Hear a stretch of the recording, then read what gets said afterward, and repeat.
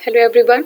तो इसी सेगमेंट में हमारा 24th जो क्वेश्चन है वो है निम्नलिखित में से कौन सा एक सही है, कौन सा सही है वो हमें बताना है। ए हमारा है केवल राज्यसभा में ही नहीं न कि लोकसभा में मनोनीत सदस्य हो सकते हैं। तो राज्यसभा में होते हैं मनोनीत, लोकसभा में नहीं होते, ये क्वेश्चन है। देखिए ऐसा नहीं होता है, दोनों में ही मनोनीत होते हैं। ठीक है, राज्यसभा में कितने होते हैं? 12 और लोकसभा में 2, आपको पता है।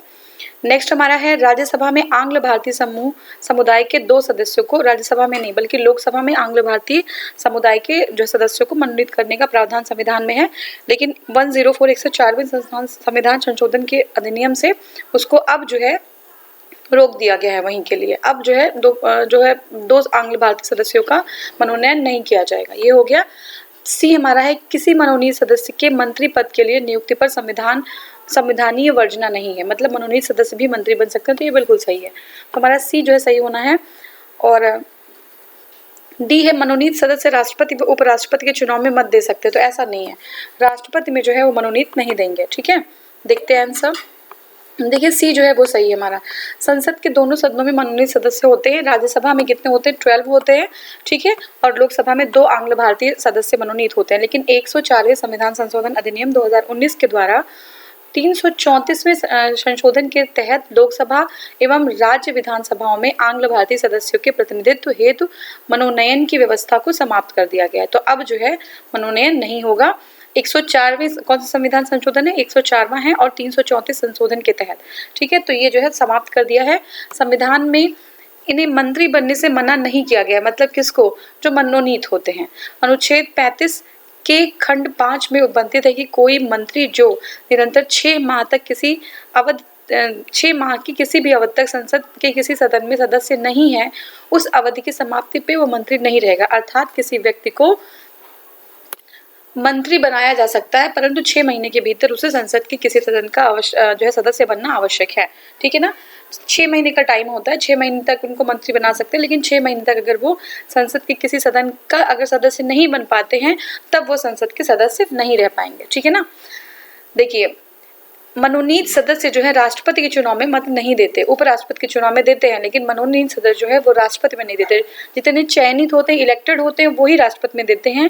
ये सारी चीजें राष्ट्रपति उपराष्ट्रपति सब में कवर की जा चुकी हैं। अगर आपको क्लियर नहीं हो रहा है तो आप उस वीडियो को जाके एक बार देखिए और फिर से यहाँ पे फिर आप आइए। ठीक है ना, वो रिवीजन करते रहिए। पिछला ऐसा ना हो कि पिछला बिल्कुल जो है खत्म होता जा रहा है और आगे आप बढ़ते जा रहे हैं। ठीक है ना, तो जो मनोनीत सदस्य होते हैं वो राष्ट्रपति के चुनाव में मत नहीं दे सकते, जबकि उपराष्ट्रपति के चुनाव में दे सकते हैं। ठीक है, अब देखिए जो संसद सदस्य सूची के विषय में संबंध में कानून बना सकती है। संसद जो है राज्य विषय की सूची में, संसद है वो राज्य स्टेट के सूची में कानून कब बना सकती है, ये पूछ रहे हैं।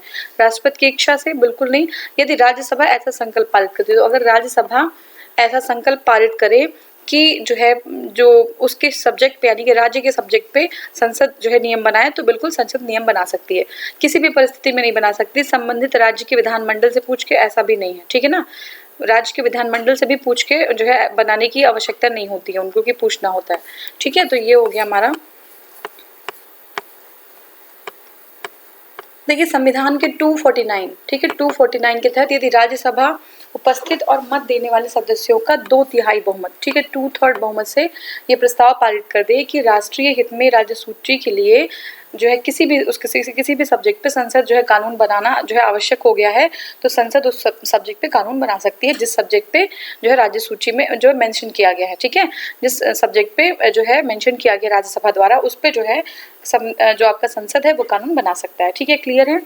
अब देखिए इसके अलावा अनुच्छेद 250 कितना है 250 के तहत राष्ट्रीय आपात की स्थिति में, किसमें? राष्ट्रीय आपात की स्थिति में अनुच्छेद 252 के तहत, ठीक है, राष्ट्रीय आपात की अगर नेशनल इमरजेंसी हो जाता है अनुच्छेद 250 के तहत राष्ट्रीय आपात की स्थिति में, और अनुच्छेद 252 के तहत 2 या अधिक राज्यों के अनुरोध पर उन राज्यों के लिए, और जो है आपका आर्टिकल 253 के तहत अंतर्राष्ट्रीय समझौतों के अनुपालन के क्रम में, और 256 के अधीन राज्य में राष्ट्रपति शासन लागू होने की अवस्था में, 257 के तहत विधायी शक्तियों के प्रयोग में संसद द्वारा राज्य सूची के विषय पर कानून बनाया जा सकता है। तो आप देख लीजिए कब कब बनाते हैं। पहली तो 249 में जब राज्य जो है 2/3 जो है बहुमत से ये पारित कर दे कि किसी भी सब्जेक्ट पे जो राज्य सूची का कोई सब्जेक्ट है उस पर संसद को कानून बनाना अति आवश्यक है, तो संसद कानून उस सब्जेक्ट पे बना देगी। याद है 249, ठीक है। नेक्स्ट हमारा है 250। 250 में क्या है कि किसी भी राष्ट्रीय नेशनल इमरजेंसी अगर आ जाती है, राष्ट्रीय आपात आ जाता है, तो फिर कानून बनाना होगा, ठीक है। किसको? संसद को, राज्य के विषय में, ठीक है। राज्य सूची में जो भी सब्जेक्ट आते हैं। 252, 249 था, फिर 250 है। अब 252 में क्या होता है? उसके तहत 2 या 2 से अधिक, ठीक है, 2 या 2 से अधिक अगर राज्य ये अनुरोध करें कि राज्य के सब्जेक्ट पे राज्यों के लिए उन जो है आपका बनाया जाए कोई नियम, ठीक है, तो उस पे जो है संसद नियम बनाएगी। 253 के तहत क्या होता है? अंतर्राष्ट्रीय जो इंटरनेशनल अगर कोई एग्रीमेंट से समझौते हैं उनके अनुपालन के लिए जो है बना देगी नियम, ठीक है। 256 में क्या है? आप जानते हैं राष्ट्रपति शासन होता है 256 में, तो 256 में राष्ट्रपति शासन के लागू करने की स्थिति में भी नियम बनाएगी। और 257 के तहत विधायी शक्तियों का, ठीक है, विधायी शक्तियों के प्रयोग में संसद द्वारा राज्य सूची के विषय पर कानून बनाया जा सकता है, ठीक है। नेक्स्ट हमारा है संघीय संसद राज्य सूची के विषय पर भी कानून बना सकती है अंतर्राष्ट्रीय समझौते को प्रभावी करने हेतु। तो बिल्कुल देखिए, अंतर्राष्ट्रीय जो समझौते को प्रभावित करने हेतु किसके तहत? 253 के तहत, ठीक है, 253 के तहत बना सकती है संबंधित राज्यों की सहमति से। बिल्कुल, राज्य में राष्ट्रपति शासन लागू होने पर हाँ बिल्कुल बना सकती है। और राष्ट्रीय हित में जब राज्य 2/3 बहुमत से ये जो है प्रस्ताव पारित कर दे, तो क्या होना चाहिए आपका? ये सारा जो है हमारा सही हो गया, ठीक है, सारे ही कंडीशन में वो बना सकती है, ठीक है। हाँ, नेक्स्ट हमारा भारतीय संविधान के किस अनुच्छेद के अंतर्गत अंतर्राष्ट्रीय समझौतों को प्रभावी बनाने हेतु संसद राज्य सूची पे कानून बना सकते हैं? अभी हमने जस्ट देखा था, तो कौन सा है हमारा? 253, ठीक है, 253। तो 253 के तहत जो है वो बता सकती है। भारतीय संसद राज्य सूची के विषय पर विधायन नहीं कर सकती जब तक भारत का राष्ट्रपति उसे ऐसा करने से निर्देशित ना करे, ठीक है। राज्यसभा प्रस्ताव पारित करके ऐसा करने से राष्ट्रीय हित में ऐसा करे कि ये राष्ट्रीय हित में आवश्यक है ये चीज। नेक्स्ट हमारा है विधानसभा का अध्यक्ष यह प्रमाणित कर दे और राष्ट्रीय आपातकाल लागू हो। तो ये जो है 2 और देखते हैं, इसमें 2 ऑप्शन है, तो 2 और 4 ये सही है, ठीक है। जो नेशनल इमरजेंसी के केस में देख लीजिए एक बार यहाँ पे, नेशनल इमरजेंसी के केस में। और दूसरा क्या है कि अगर जो राज्य है वो ही संकल्प पारित कर दें कि जो है कानून बनाना है, तो आपका जो है ये दोनों सही हो जाता है। ये नेशनल इमरजेंसी कहाँ पे? हाँ, यदि राष्ट्र ऐसा संकल्प करती है और किसी भी परिस्थिति में राज्यसभा के विधानमंडल से पूछ के, तो ये तो बी हो गया, ठीक है।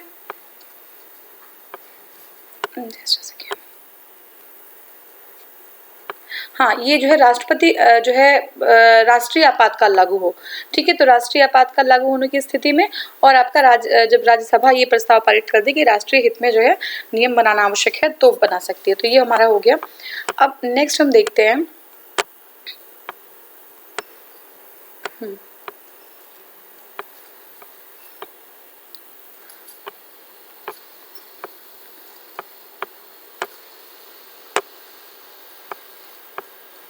हाँ, देखिए, अंतर्राष्ट्रीय संधियों को भारत में के किसी भाग में अथवा संपूर्ण भाग में लागू करने के लिए संसद कोई भी कानून बना सकती है, ठीक है। तो जो है क्वेश्चन समझिएगा, अंतर्राष्ट्रीय संधियों को भारत के किसी भी भाग में या संपूर्ण भाग में लागू करना हो तो संसद कोई भी कानून बना सकती है। कैसे बना सकती है? सभी राज्यों की सहमति से, बहुसंख्य राज्यों की सहमति से, संबंधित राज्यों की सहमति से और बिना राज्य की किसी सहमति से। तो क्या इसमें राज्य की सहमति लेने की जरूरत कहाँ होती है? हमने देखा था ना। नेक्स्ट हमारा है संविधान के विषय सूचियों में दिए गए विषयों के अतिरिक्त विषयों पर कौन कानून बना सकता है? तो जो सूचियां हैं उनके अतिरिक्त जो और विषय हैं उस पर कौन कानून बना सकता है? तो ये आपका है संसद बना सकती है, ठीक है। देखते हैं, देखिए भारतीय संविधान का अनुच्छेद 248 कौन सा है? 248 संसद की अवशिष्ट विधायी शक्तियों के बारे में प्रावधान करता है। इसके अनुसार संसद को किसी ऐसे विषय के संदर्भ में जो संवर्ती सूची में या राज्य सूची में प्रकटित या उल्लेखित नहीं है, ऐसा कोई विषय जो संवर्ती सूची में या राज्य सूची में उल्लेखित नहीं है, तो उस पर विधि बनाने की शक्ति संसद को प्राप्त होती है। तो ये आर्टिकल कितना है? ये आर्टिकल है 248, ठीक है। अब यहाँ पे हमें बताना है कि कौन सा कथन सत्य है। ए हमारा है राज्यसभा के सभी सदस्यों का निर्वाचन राज्यों की विधानसभाएं करती हैं। हमने देखा था कि इनका जो है कैसे होता है, इनका इलेक्शन इनडायरेक्ट होता है, ठीक है। तो विधानसभाएं जो है इनका निर्वाचन करती हैं, ध्यान रखिएगा। आपको बताना है कि कौन सा सही है। उपराष्ट्रपति राज्यसभा का पदेन सभापति होता है, अतः राज्यसभा का कोई सदस्य ही उपराष्ट्रपति के लिए चुनाव लड़ सकता है। ठीक है, तो ये जो है जो उपराष्ट्रपति हैं उनका जो पदेन सभापति होते हैं वो जो है उपराष्ट्रपति जो है राज्यसभा के पदेन सभापति होते हैं। अतः राज्यसभा का कोई सदस्य ही उपराष्ट्रपति के पद के लिए चुनाव लड़ सकता है। आप बताइए ऐसा हो सकता है क्या? जो राष्ट्रपति होते हैं वो मेंबर नहीं होते हैं, वो राज्यसभा के मेंबर नहीं होते हैं, वो उपराष्ट्रपति होते हैं और वो जो है पदेन सभापति हो जाते हैं इसमें। ठीक है, सी हमारा है लोकसभा और राज्यसभा में एक बात में अंतर है कि लोकसभा का निर्वाचन तो कोई प्रत्याशी भारत की किसी भी राज्य से लड़ सकता है। ठीक है, लोकसभा और राज्यसभा में क्या डिफरेंस है कि लोकसभा का निर्वाचन तो कोई प्रत्याशी भारत के किसी भी राज्य से लड़ सकता है, पर राज्यसभा का प्रत्याशी सामान्यतः वही होना चाहिए जहां का वो प्रत्याशी बना रहे। तो ये क्या सही लग रहा है? अब आपको देखिए, भारत के संविधान में राज्यसभा के नामित सदस्य, ठीक है, राज्यसभा के नामित सदस्य की मंत्री पद पर नियुक्ति का स्पष्ट शब्दों में निषेध है। ऐसा निषेध कहीं भी नहीं है। ठीक है, तो हमारा जो उत्तर है हाँ ए होना चाहिए। और इसमें देखिए क्या है,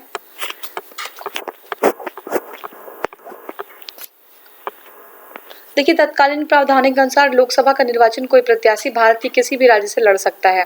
पहले ऐसा नहीं था। भारत के अभी जो है लोकसभा का निर्वाचन कोई प्रत्याशी भारत के किसी राज्य से लड़ सकता है, पर राज्यसभा का प्रत्याशी समानतः वहीं का होना चाहिए जहां का वो प्रत्याशी बन रहा है। ठीक है, 6 अप्रैल 2003 को जन प्रतिनिधित्व अधिनियम 1951 में संशोधन किया गया है। अब कोई भी व्यक्ति राज्यसभा के लिए कहीं से चुनाव लड़ सकता है, चाहे वो कहीं का भी निवासी हो। ठीक है, तो पहले तो जो है ये अपोजिट दिया हुआ है थोड़ा सा। हाँ, 1 मिनट रुक जाइए।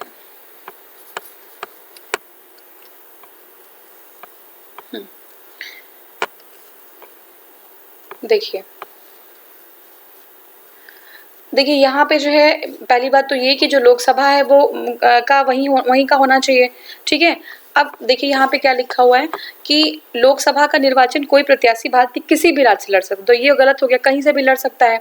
राज्यसभा में पहले ऐसा था कि वो जो है समानतः वहीं का होना चाहिए। ठीक है, जहाँ से वो चुनाव लड़ रहे हैं। ठीक है, वहीं का प्रत्याशी। लेकिन अब जो है जो जन प्रतिनिधित्व अधिनियम 1951 है उसके अनुसार वो कहीं का भी हो सकता है। ठीक है, अब कोई भी व्यक्ति राज्य के किसी राज्य के लिए कहीं से भी चुनाव लड़ सकते हैं, तो दोनों के लिए है वो कहीं से भी लड़ सकते हैं। तो ये थोड़ा अपोजिट दिया था और अब जो है कॉन्टेक्स्ट कुछ चेंज हुआ है, तो आप देखेंगे। और नेक्स्ट जो हमारा है राज्यसभा के सभी सदस्य, देखिए यहीं पे कंफ्यूजन होती है। राज्यसभा के सभी सदस्य की बात कर रहे हैं। सभी सदस्य जो है निर्वाचन राज्य सरकारों की विधानसभा है। सभी क्यों? क्योंकि कुछ तो नॉमिनेटेड भी होते हैं ना, तो वो चीज़ ध्यान रखनी है आपको। तो ये हमारा इसमें जो है कोई भी आंसर हमारा सही नहीं हो पा रहा। तो यहाँ पे सभी नहीं होता तो ए सही हो सकता था, लेकिन ये गलत हो गया। ठीक है, तो अब हमें करना क्या है? नेक्स्ट क्वेश्चन है, निम्न क्रिया विधियों में से कौन सी धन विधेयक को अंगीकार करा लेगी? ठीक है, कौन सी धन विधेयक को अंगीकार अंगीकार करा लेगी जो एक बार लोकसभा द्वारा पारित किया जा चुका है किंतु राज्यसभा द्वारा संशोधित किया गया हो? तो यह राष्ट्रपति को जाएगा। लोकसभा की बैठक में भाग लेने वाले तथा मत देने वाले सदस्यों की 2/3 बहुमत से पारित होगा। दोनों सदनों का संयुक्त अधिवेशन बुलाया जाएगा। यह पारित समझा जाएगा यदि लोकसभा इसे दोबारा संशोधन को स्वीकार करते हुए वापस कर दे। तो ये हमारा डी होना चाहिए। देखिए डी है, यह जो है पारित समझा जाएगा यदि लोकसभा इसे दोबारा संशोधन को स्वीकार अथवा अस्वीकार करते हुए वापस कर दे। ठीक है, नेक्स्ट हमारा है 109, एक अनुच्छेद 109 है, अनुच्छेद 109 है, धन विधेयक के संदर्भ में लोकसभा को अधिक अवशिष्ट अधिकार प्रदान करता है एवं राज्यसभा के अधिकार सीमित है। ठीक है, राज्यसभा के अधिकार सीमित है। अतः यदि राज्यसभा ने लोकसभा द्वारा पारित धन विधेयक में कोई संशोधन किया है तो लोकसभा इसे स्वीकार या अस्वीकार करते हुए इसको पारित कर सकती है। ठीक है, तो जो है बहुत ज्यादा अधिकार नहीं दिए गए हैं धन विधेयक के संबंध में राज्यसभा को। नेक्स्ट हमारा है, अध्यक्ष सदन की किसी भी सदस्य को बोलने से रोक सकता है और किसी अन्य सदस्य को बोलने से जो है बोलने दे सकता है। तो ये घटना क्या कहलाती है? देखिए क्रॉसिंग द फ्लोर इसको कहते हैं, नहीं इसको कहते हैं यील्डिंग ऑफ द फ्लोर, ठीक है, ये आपका यील्डिंग ऑफ द फ्लोर है। क्रॉसिंग द फ्लोर क्या होता है कि जब एक जहाँ से चुन के जो आया हुआ है जिस पार्टी से, उसको छोड़ के दूसरी पार्टी में चला जाए, तो वो है क्रॉसिंग द फ्लोर। और अगर वो एक को बोलने से मना कर दे और दूसरे को बोलने से जो है अलाउ कर दे, तो वो है यील्डिंग ऑफ द फ्लोर। ये जो है आपका डी हो गया। देखिए, मर्यादा मतलब होता है विनम्र एवं स्वीकार्य व्यवहार बनाए रखना। पक्ष त्याग क्या होता है? सदन के किसी सदस्य द्वारा जिससे वो जिस दल से चुन के आया है उसका त्याग करके दूसरे दल में शामिल होने को पक्ष त्याग कहलाता है। वो अंतर प्रदर्शन मतलब क्या होता है? किसी सरकारी अधिकारी से किसी नीति या किसी के विवरण की मांग हेतु संसदीय प्रक्रिया अंतर प्रदर्शन कहलाती है, ठीक है। मतलब कोई गवर्नमेंट ऑफिसर है से किसी नीति या कार्य के विवरण की मांग, ठीक है, कोई गवर्नमेंट ऑफिशियल है उससे उसकी नीति उसके कार्य के जो है को एक्सप्लेन करने के लिए कहा जा रहा है, उससे उसका विवरण मांगा जा रहा है, तो इसको कहते हैं अंत प्रदन, ठीक है ना, ये अंत प्रदन है। और इसका जो है इंटरपिलेशन, ठीक है, इंटरपिलेशन देखिए क्या है? डेकोरम, ठीक है, डेकोरम मतलब मर्यादा, पक्ष त्याग मतलब क्रॉसिंग द फ्लोर, अंत प्रदन मतलब होता है इंटरपिलेशन, ठीक है, इंटरपिलेशन। और बैठ जाना मतलब होता है यील्डिंग ऑफ द फ्लोर। क्या होता है? Yielding of the floor. तो ये हो गया हमारा। शून्यकाल व्यवस्था को किस जो है देश की देन है? ये तो हमने बताया था, शून्यकाल जो है भारत की देन है और 12 से 1 का टाइम होता है, 1 घंटे के लिए शून्यकाल का होता है। देखिए, शून्यकाल विशिष्ट भारतीय संसदीय व्यवहार है, ठीक है। लोकसभा में प्रश्नकाल के बाद समय जो है शून्यकाल कहा जाता है। जो प्रश्नकाल के बाद का जो समय होता है लोकसभा में उसको शून्यकाल कहा जाता है, जिसकी अवधि अधिकतम 1 घंटा हो सकती है, ठीक है। तो प्रश्नकाल के बाद जो समय होता है उसको शून्यकाल कहा जाता है, उसकी अवधि 1 घंटा हो सकती है। 0 आवर भी इसको कहा जाता है। सामान्यतः दोपहर 12 से 1 बजे तक का समय जो होता है, इसको जो है संसदीय प्रक्रिया में शून्यकाल शब्द को औपचारिक मान्यता नहीं प्राप्त है। शून्यकाल में किसी मामले को उठाने के लिए जो है सदस्य प्रतिदिन 10 बजे से पहले ही अध्यक्ष को सूचना दे देते हैं कि इस मामले को उठाना है 12 से 1, यानी कि शून्यकाल के दौरान हमें ये मामले उठाने हैं, तो ये 10 बजे से पहले अध्यक्ष को सूचित कर देना होता है। किसी मामले को उठाने या न उठाने की अनुमति या मामलों में क्रम का निर्णय अध्यक्ष पर निर्भर करता है। कौन से मामले उठाए जाएंगे, कौन से मामले नहीं उठाए जाएंगे, उनका क्रम क्या होगा, सीक्वेंस क्या होगा, ये सारी चीजें किस पर डिपेंड करेगा? जो अध्यक्ष होंगे, ठीक है। वर्तमान में शून्यकाल में के दौरान लोकसभा में 20 मामले उठाए जाने का अनुमति है, ठीक है। तो मतलब ये मिनिमम 20 जो है इश्यूज को उठाया जा सकता है, जबकि राज्यसभा में 7 से अधिक मामले नहीं उठाए जा सकते।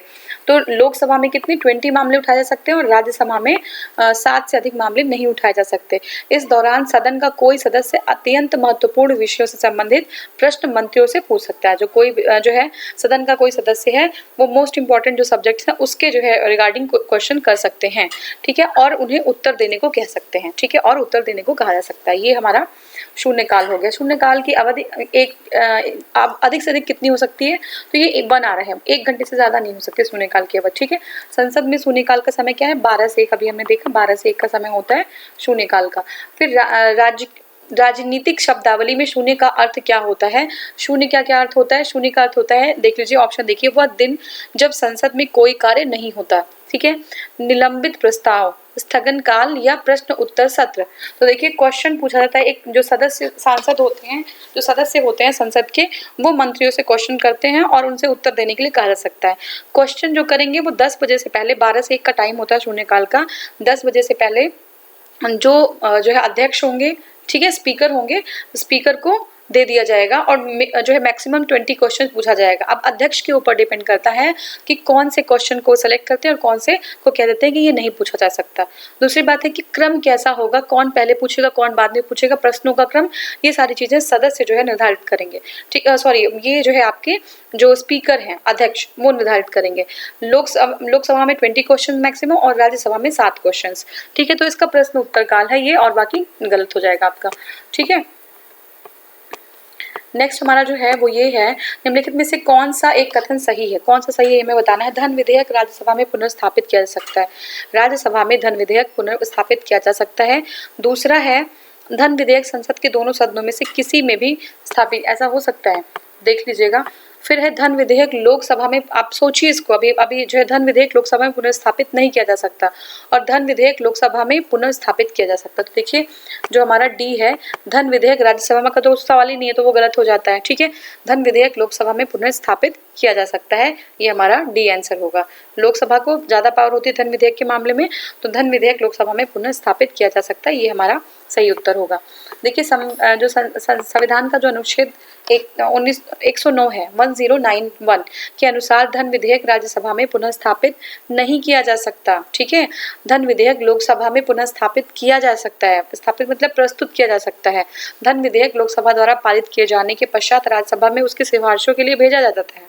ठीक है ना, सिफारिश के लिए भेज दिया जाता है, जिसे राज्यसभा अधिकतम 14 दिन तक ही रोक सकती है। अगर राज्यसभा 14 दिन के बाद भी उसको रखी रहती है तो धन विधेयक एज इट इज उसको समझ लिया जाता है कि ये पास हो चुका है। ठीक है, तो ये हो गया आपका। नेक्स्ट हमारा निम्नलिखित में से कौन सा कथन सही है, सही हमें बताना है। देखिए धन विधेयक राज्यसभा में प्रस्तुत होता है, तो ये तो बिल्कुल गलत हो गया। ठीक है, धन विधेयक लोकसभा में प्रस्तुत होता है। आगे देखते हैं, ये संसद की किसी भी सदन में प्रस्तुत किया, तो ऐसा भी नहीं होगा, किसी भी सदन में कैसे होगा, राज्यसभा तो हमने पहले ही मना कर दिया। और फिर यह लोकसभा में प्रस्तुत नहीं किया जा सकता। ठीक है, लोकसभा में प्रस्तुत नहीं, तो लोकसभा में तो ये प्रस्तुत करते हैं। ठीक है, तो ये जो है आपका सही हो जाएगा, धन विधेयक लोकसभा में प्रस्तुत होता है, तो ये आपका सही उत्तर है बी। धन विधेयक कहाँ पुनः स्थापित किया जा सकता है, तो ये आपका है लोकसभा में। ठीक है, लोकसभा में पुनः स्थापित किया जा सकता है। लोकसभा द्वारा पारित धन विधेयक राज्यसभा द्वारा भी पारित मान लिया जाता है। जो लोकसभा में जो है अगर धन विधेयक पारित होता है तो राज्यसभा में भी पारित मान लिया जाता है, यदि राज्यसभा द्वारा उस पर कोई कार्यवाही नहीं की जाती। ठीक है, अगर राज्यसभा द्वारा उस पर कोई कार्यवाही नहीं की जाती तो उसको वहाँ से भी पास मान लिया जाता है। ठीक है, तो ये हो गया आपका, ये 14 डेज के अंदर जो है पास मान लिया जाता है। ठीक है, नेक्स्ट क्वेश्चन हमारा है, अगर कोई धन विधेयक लोकसभा द्वारा स्वीकृत हो जाए जो राज्यसभा इसे अधिक से अधिक रोक सकती है। अगर कोई धन है वो लोकसभा द्वारा स्वीकृत, तो राज्यसभा उसको सिर्फ 14 डेज तक के लिए रोक सकती है, 14 दिनों के लिए रोक सकती है। लोकसभा द्वारा विचारार्थ मतलब विचार के लिए रखा गया है, भेजा गया है एक धन जो है या वित्त विधेयक को राज्यसभा अधिकतम कितने समय के लिए उसको रोक सकती है, तो हमने देखा था 14 डेज के लिए रोक सकते हैं, 14 दिनों के लिए। राज्यसभा में धन विधेयक प्राप्त होने के कितने दिनों के अंदर इसे लोकसभा को वापस किया जाना चाहिए। ठीक है, जो राज्यसभा है उसमें धन विधेयक प्राप्त होने के कितने दिनों के अंदर इसे लोकसभा को वापस किया जाना चाहिए। तो आपको कितने दिन में होता है, 12, 14, 18, तो ये 14 डेज याद रखिएगा। यहाँ पे 14 बहुत बार यूज होगा कि जो है जो राष्ट्रपति उपराष्ट्रपति हैं अगर कोई जो है उनको उनके खिलाफ कोई कार्यवाही करनी है तो 14 दिन के पहले नोटिस देनी पड़ेगी। ये सारी चीज़ें 14 डेज यहाँ पे बहुत काम आएगा, तो 14 याद रख लीजिएगा नंबर। ठीक है, अब देखिए जब संसद के दोनों सदनों की संयुक्त बैठक में कोई विधेयक निर्दिष्ट या रेफर किया जाता है, निर्दिष्ट मतलब रेफर करना, तो इसे किसके द्वारा पारित किया जाना होता है। ठीक है, जब संसद के दोनों सदनों की संयुक्त बैठक में कोई विधेयक रेफर किया जाता है, निर्दिष्ट किया जाता है, तो इसे किसके द्वारा पारित किया जाना होता है। उपस्थित मत देने वाले सदस्यों के साधारण बहुमत से, उपस्थित तथा मत देने वाले सदस्यों के 3/4 बहुमत से, सदनों के 2/3 बहुमत से और संसद के पूर्ण बहुमत से। तो आपका है देने वाले साधारण बहुमत से। जब जो है जॉइंट वो होता है, दोनों की संयुक्त बैठक होती है, जॉइंट मीटिंग होती है, तो जो है मत देने वाले उपस्थित, और पहले तो जो उपस्थित हैं और जो मत दे रहे हैं उनके जो है किससे, जो आपके साधारण बहुमत से ये जो है क्या हो जाएगा, पारित कर दिया जाएगा। तो ये दोनों सदनों की संयुक्त बैठक अनुच्छेद 108 में है, ये इंपॉर्टेंट है, याद रखिएगा।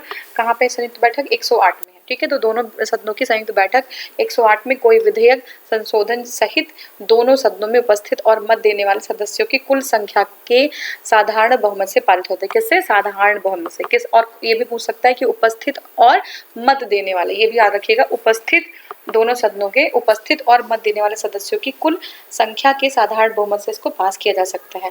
तो इन दोनों सदनों द्वारा पारित समझा जाएगा इसको। और 108 के तहत संयुक्त बैठक की प्रक्रिया सामान्य विधेयक तक ही सीमित होती है, जो है संविधान संशोधन हेतु यह लागू नहीं होता।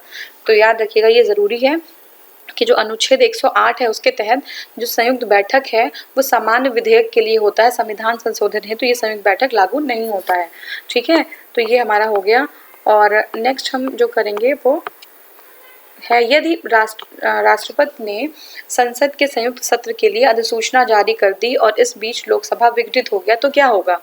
ठीक है, संयुक्त सत्र के लिए जो है अधिसूचना जारी कर दिया है राष्ट्रपति ने, लेकिन इसी बीच में जो है लोकसभा वो विघटित हो गया है तो क्या जो है होगा। तो देखिए, संयुक्त सत्र यथा जो है समय आहूत होगा, संयुक्त सत्र निरस्त हो जाएगा, संयुक्त सत्र नई लोकसभा के गठन के बाद होगा और जो है क्या विधेयक व्यापगत हो जाएगा। तो देखिए, संयुक्त सत्र आहूत होगा यथा समय आहूत होगा संयुक्त सत्र। ठीक है, देखिए भारतीय हमारा अनुसंधान जो है आपका कॉन्स्टिट्यूशन है, उसके अनुच्छेद 108(5) में क्या वर्णित है कि यदि राष्ट्रपति ने सदन की संयुक्त बैठक आहूत करने के अपने आशय की सूचना दे दी है और उसके पश्चात लोकसभा का विघटन हो जाता है तो संयुक्त बैठक हो सकेगी और विधेयक व्यापगत नहीं होगा, उसे पारित किया जा सकेगा। ठीक है, तो ये सही है। निम्नलिखित में से कौन संसद के दोनों सदनों की संयुक्त बैठकों की अध्यक्षता करेंगे। तो लोकसभा के अध्यक्ष होते हैं। बहुत बारी कंफ्यूजन होता है, राष्ट्रपति लोग कर देते हैं, लेकिन ऐसा नहीं होता है। संसद के दोनों सदनों की जो बैठक है उसकी अध्यक्षता लोकसभा के अध्यक्ष करते हैं। ठीक है, स्पीकर ऑफ लोकसभा। भारतीय संविधान के अनुच्छेद 1184, ठीक है, अनुसंधान जो भारतीय जो है संविधान है उसके अनुच्छेद 118(4) के अनुसार संसद के दोनों सदनों की संयुक्त बैठक की अध्यक्षता लोकसभा अध्यक्ष स्पीकर करते हैं। लोकसभा अध्यक्ष की अनुपस्थिति में संसद के जो अनुच्छेद 118(3) के अंतर्गत राष्ट्रपति द्वारा कुछ नियम बनाए गए हैं। ठीक है, तो 118(3) के अंतर्गत राष्ट्रपति द्वारा कुछ नियम बनाए गए हैं। अध्यक्ष की अनुपस्थिति में संयुक्त बैठक में लोकसभा जो है उपाध्यक्ष जो है पीठासीन होंगे। तो अगर अध्यक्ष नहीं है, अध्यक्ष की अनुपस्थिति है, तो जो लोकसभा के उपाध्यक्ष होंगे वो जो है बैठक में क्या होंगे, पीठासीन होंगे, बैठक को वो कराएंगे, अध्यक्षता देखेंगे। यदि वह भी अनुपस्थित हो तो राज्यसभा के उपसभापति, ठीक है, यदि वह भी अनुपस्थित हो तो राज्यसभा के उपसभापति जो है ये बैठक कराएंगे। कौन कराएगा, राज्यसभा के उपसभापति ये बैठक की अध्यक्षता कराएंगे। ठीक है, तो पहली बात तो किसको प्रियोरिटी है कि लोकसभा के स्पीकर कराएंगे, लोकसभा के स्पीकर नहीं हो तो लोकसभा के उपाध्यक्ष कराएंगे, और लोकसभा के उपाध्यक्ष भी नहीं हो तो राज्यसभा के उपसभापति जो है अध्यक्षता करेंगे। ठीक है, सभापति नहीं है राज्यसभा के, उपसभापति अध्यक्षता करेंगे। यदि वह भी अनुपस्थित हो तो ऐसा व्यक्ति पीठासीन होगा जो बैठक में उपस्थित सदस्यों द्वारा तय किया जाए। अगर वो भी नहीं है तो कोई भी एक व्यक्ति पीठासीन होंगे जो है लोग डिसाइड कर लेते हैं म्यूचुअली अंडरस्टैंडिंग के द्वारा। ठीक है, नेक्स्ट हमारा संसद के दोनों सदनों के संयुक्त अधिवेशन की अध्यक्षता कौन करता है। तो संयुक्त अधिवेशन की अध्यक्षता स्पीकर करते भी हमने जस्ट देखा। नेक्स्ट हमारा है निम्नलिखित में से कौन लोकसभा तथा राज्यसभा के संयुक्त अधिवेशन में सभापतित्व करते हैं। तो ये आपका स्पीकर करते हैं, लोकसभा और राज्यसभा के उसमें सभापतित्व स्पीकर करते हैं। ठीक है, तो ये हो गया। और नेक्स्ट हमारा है भारतीय जो संसद के दोनों सदनों की संयुक्त बैठक की अध्यक्षता कौन करेंगे। तो सेम है क्वेश्चन, लोकसभा के अध्यक्ष करेंगे। ठीक है, तो ये जो है सेम क्वेश्चन है। और इसके बाद 51st क्वेश्चन से अभी हम दूसरे वीडियो में स्टार्ट करेंगे। ठीक है, अदरवाइज ये वीडियो थोड़ी लंबी हो जाएगी। तो ठीक है, 51st क्वेश्चन स्टार्ट करेंगे नेक्स्ट वाली वीडियो से। Thank you so much for watching. Thank you.